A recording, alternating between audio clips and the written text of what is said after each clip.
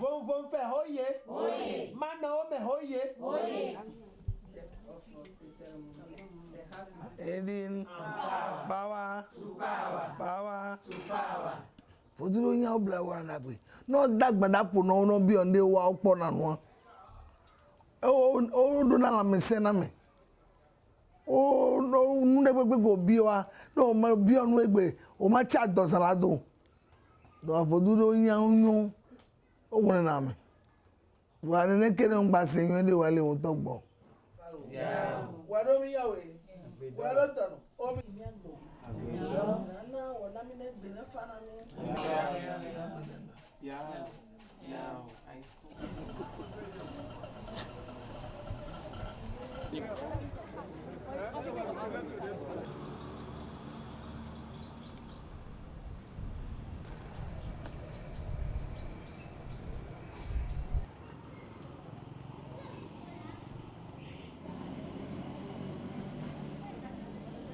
D'abord, j'ai compris. Comment dire, les deux là, je t'ai dit, ça y est.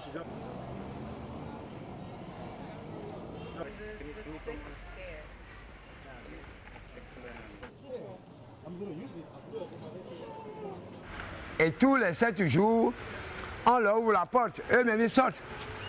Et ils reviennent d'eux-mêmes. Ils ont mangé, ils ont capté des rats, des souris, des insectes, des petits poussins, et ils reviennent. Sauf ceux qui ont trop mangé, qui ont le ventre ballonné, le ventre gros, qui ne peuvent pas vite rentrer. Quand les gens les retrouvent en ville, ils les ramènent.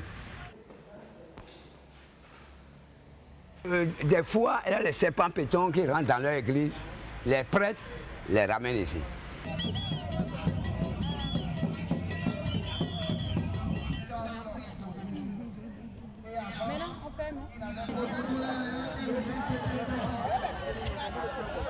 There are things that you can do in society that are Catholic and Voodoo. They are parallel. It makes you really think about, well, what is the purpose of religion and how we can't think of it the way Hollywood thinks about it. We've got to think about Voodoo as part of a cultural system.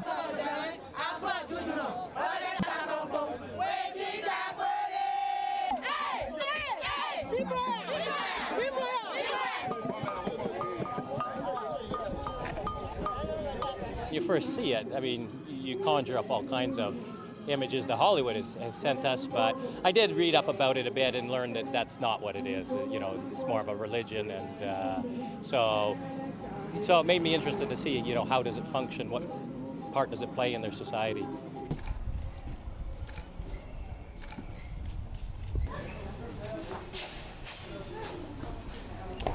Et qui ont peur de prendre le python alors au cou. Ils ont peur de prendre le python au cou. Mais il y a d'autres qui sont courageux, très courageux, et qui mettent le python juste, même sur le crâne. Même sur le crâne. Martine!